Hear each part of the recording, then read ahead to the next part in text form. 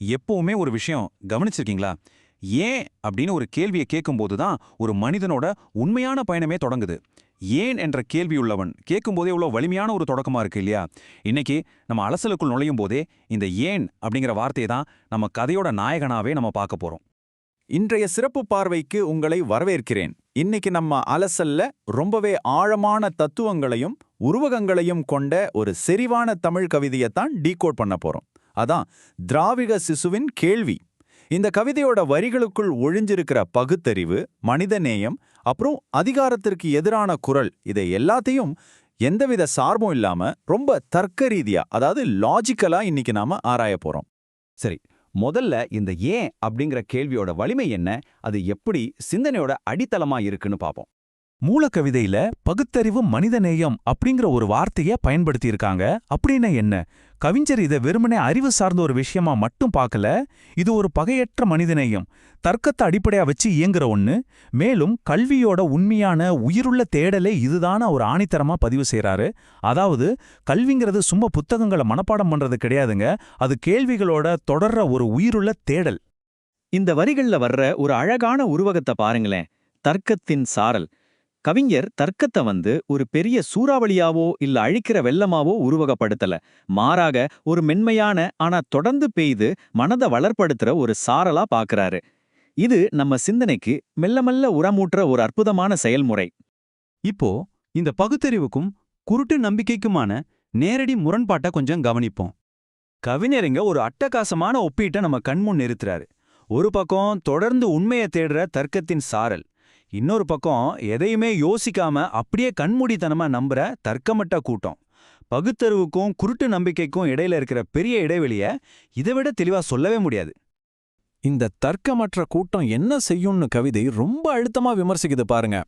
லாஜிக்கலா எந்த கேள்வியும் கேட்காம தெரு தெருவா போய் எல்லாம் விதிப்படியே நடக்கும், விதிதான் காரணம்னு சொல்லிட்டு திரியறதோட ஆபத்தை இது சுட்டிக்காட்டுது.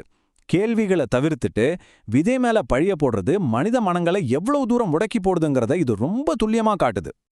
அடுத்து, மொழி எப்படி ஒருத்தரோட அடையாளமா பண்பாட்டு பெருமையா மாறுதுங்கிறத கவிதை எப்படி பாக்குதுன்னு பாப்போம். இந்த வரிய சற்று கூர்ந்து கவனிச்சு பாருங்க. தாய்மொழி காத்தவன் மானம் தமிழாகும். கவிஞர் இங்க மொழிப்பற்றை வெறும் ஒரு எமோஷனா மட்டும் பார்க்கல, அத ஒரு மனிதனோட அடிப்படை மானத்தோடும் கௌரவத்தோடும் நேரடியாக இணைக்கிறாரு. தாய்மொழியை காக்கிறது அப்படிங்கிறது ஒருத்தன் தன் சுயமரியாதையை காக்கிறதுக்கு சமம் அப்படிங்கிறது தான் இதில் இருக்கிற ஆழமான செய்தி.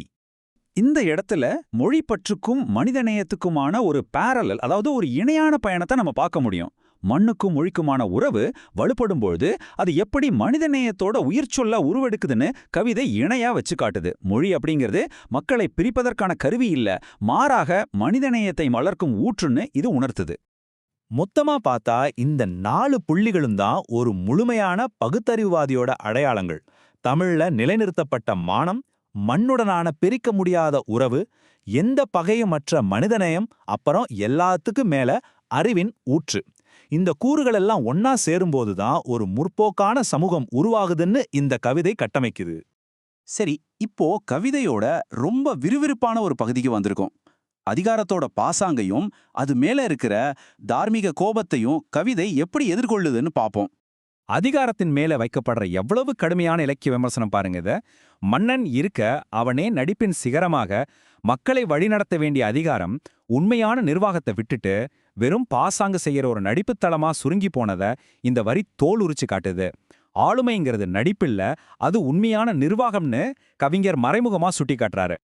இங்க இருக்கிற முரண்பாட்டை கொஞ்சம் கவனிங்க. நாம முன்னாடியே பார்த்த கல்வியின் உயிருள்ள தேடல் எங்கே? இப்போ அதிகாரம் வழங்குற கல்வி எங்க? லட்சக்கணக்கில் பணத்தை கொட்டி பகுத்தறிவு இல்லாத ஒரு கல்வியை போதிச்சு உண்மையான இலட்சியங்களை நடுத்தருவுல வீசுற அவல நிலைய கவிதை இங்க தர்க்க ரீதியா ஒப்பிட்டு காட்டுது. அதிகாரத்தோட மூர்க்கத்தனத்தை விளக்க இதைவிட ஒரு சிறந்த காட்சி படிமத்தை கவிஞர் கொடுக்கவே முடியாது. மதம் பிடித்த யானை போல் இளைய சமுதாயம் கேட்கிற நியாயமான பகுத்தறிவுள்ள கேள்விகளுக்கு பதில் சொல்லத் தெரியாத அதிகாரம் எப்படி மதிகெட்டு போய் அடக்குமுறையை ஏவுது, ஒரு மதம் பிடிச்ச யானை மாதிரி நடந்துக்குது அப்படிங்கிறத இந்த பவர்ஃபுல்லான வரி நம்ம கண்முன் நிறுத்துது. அதிகாரத்தோட செயல்பாடுகளையும் கவிதையோட விமர்சனத்தையும் இப்படி ஒரு லாஜிக்கல் பேட்டர்னை ஒப்பிட்டு பார்த்தோம்னா விஷயம் ரொம்ப கிளியரா புரியும். பகுத்தறிவற்ற கல்விக்கு பணம் கொட்டுறதுங்கிறது இலட்சியங்களை தெருவுல வீசுறதுக்கு சமம். தெளிவில்லாம செயல்படுறது மதம் பிடிச்ச யானைக்கு சமம். இறுதியா அடக்குமுறையையும் அதிகாரத்தையும் கையாள்றது ஒரு மாபெரும் அவமானம்னு கவிதை ரொம்ப தெளிவா பட்டியலிடுது. இப்போ நாம கவிதையோட உச்சகட்டமான இறுதி மோதலுக்கு வந்துட்டோம். விடையற்ற கேள்வி. இங்கதான் அந்த உண்மையான மோதல் நடக்குது. ஒரு பக்கம் மாபெரும் அதிகார அமைப்பு, இன்னொரு பக்கம் இந்த திராவிட சிசுவின் கேள்வி.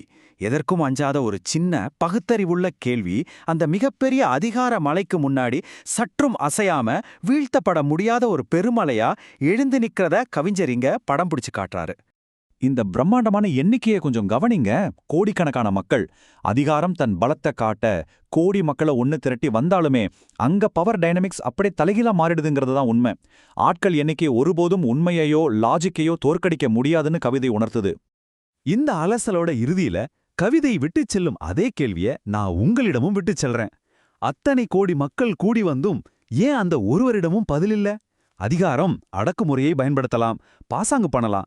ஆனா ஏன்னு எழும்புற ஒரு உண்மையான பகுத்தறிவுள்ள கேள்விய வெறும் ஆள் பலத்தாலேயோ அதிகாரத்தாலேயோ ஒருபோதும் மௌனமாக்க முடியாது. இந்த கேள்வி நிச்சயம் உங்களுக்குள்ளும் ஒரு ஸ்பார்க்க கொடுக்கும்னு நம்புறேன். இந்த சுவாரஸ்யமான அலசலோட இன்னைக்கு நாம விடை பெறலாம். தொடர்ந்து சிந்திப்போம்.